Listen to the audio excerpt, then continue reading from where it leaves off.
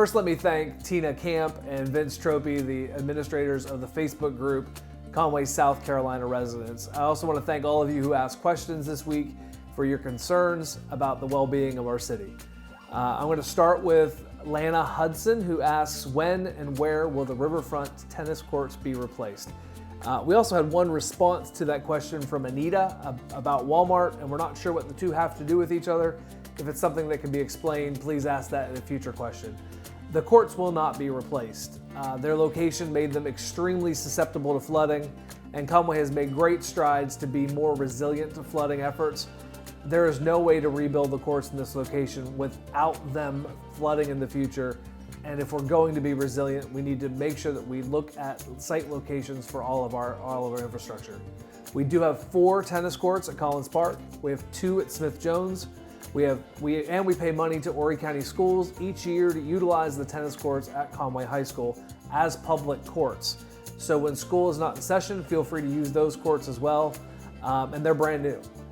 We are also building 5 new outdoor pickleball courts at Collins Park, and we're hoping they'll be ready by late summer or early fall. So stay tuned for that. Barry Allen asks, why don't Conway firemen and cops stay with the city?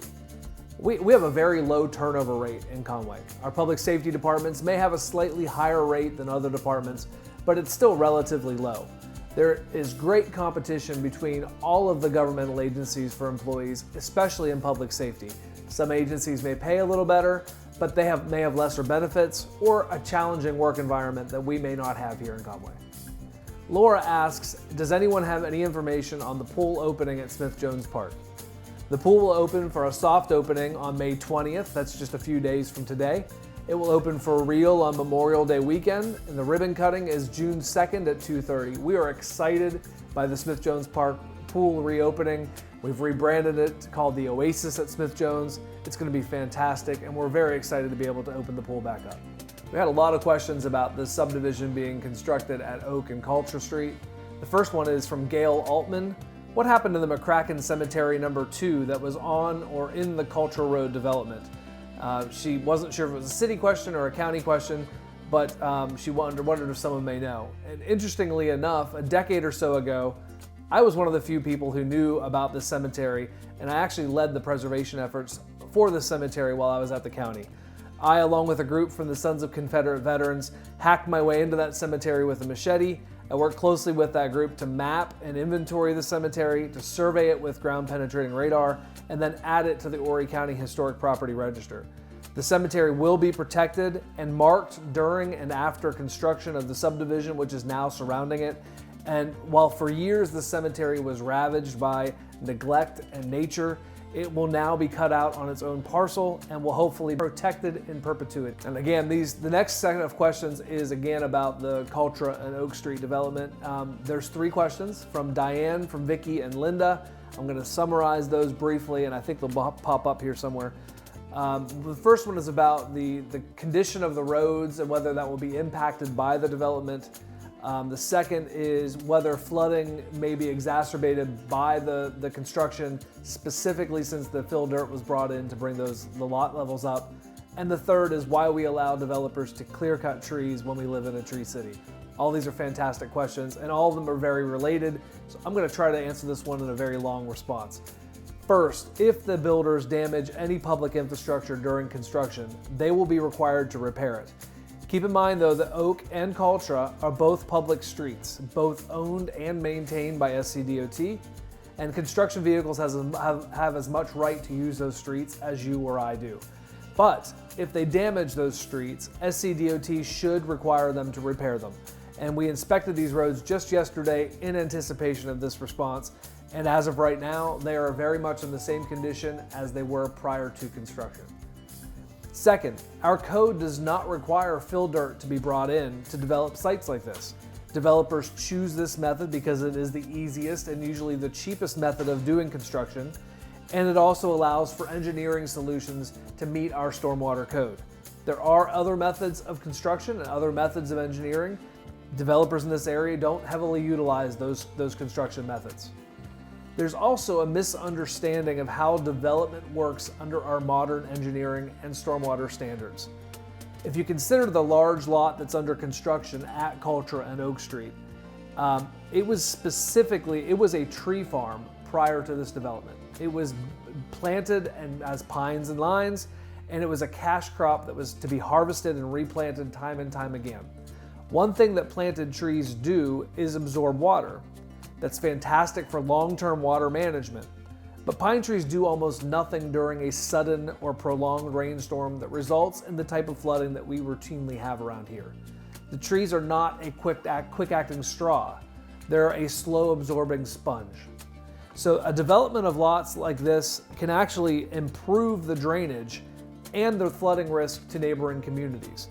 Prior to development, there was zero stormwater management on the site. And what stormwater management there was in place to drain the lot for the farmers for the trees. That's usually done through ditches and a series of canals and things like that. Where cultivated crops are used, you have to get the water off of the property so that the crops can grow. Developing the site changes that. It changes the way the water flows. They are now required to capture the water that falls on that property before releasing it into the stormwater system. The neighboring developments in older existing homes have almost no stormwater networks at all. If you consider the Chicora neighborhood, for example, there are no detention ponds, no underground storage facilities, nothing to slow or clean the watershed. The city recently completed a multi-year, multi-million-dollar stormwater improvement project in the Chicora neighborhood to help retrofit that neighborhood for modern stormwater design. It was not because of development of adjoining properties, it was because of a lack of development standards that were in place when Chicora was built. Development of the adjoining parcel should actually improve drainage in the area. Third, clear cutting of trees is not permitted wholesale in the city. Many times, developers will clear a property prior to annexing it into the city, knowing that our rules are stricter than the county's rules. You can cut down trees in the city, other than landmark trees, but if you do that, you must mitigate those trees on site or pay into a tree mitigation bank that allows us to plant trees at other places in the city. Our city arborist, Wanda Lilly, reviews all development plans to make sure that tree protection regulations are followed in every development. Sharon Garbin asks, when will the burned out lights be replaced on the bridge? It's been that way for a while now. You're right, it has been that way for a while now, but it is no longer. They were replaced this week. There were a couple questions this week that we answered in the last video, so I would encourage you to go back and look at those. One was regarding when are we going to get a decent grocery store? And the second one was regarding the revitalization of the Coastal Center shopping mall. Both of those were answered in the last administrator report, so if you can go back and take a look at that, it'll save some time today. Brian asks, we need to rezone empty commercial buildings downtown. I've tried buying a few and all were rezoned residential commercial. We're not 100% sure what you're asking here. We have very few vacant buildings downtown, so few in fact that it's a problem. There's a waiting list for new retail establishments looking for a home in downtown. It's a great problem to have, but it's a problem nonetheless. We have no zoning district called residential commercial zoning. We're not clear on what your question's referring to. Maybe if in the next one you can make a more detailed question and I can try to answer that in the next update. Buddy Skipper asks, when are you going to add a position for city meme fabrication? And while I absolutely hate hurricanes, one of the silver lining to every hurricane is following Buddy Skipper on Facebook. He is a meme machine. So Buddy, we are accepting interns for our public information office in the comedy section, and I have my fingers crossed that you'll put in an application.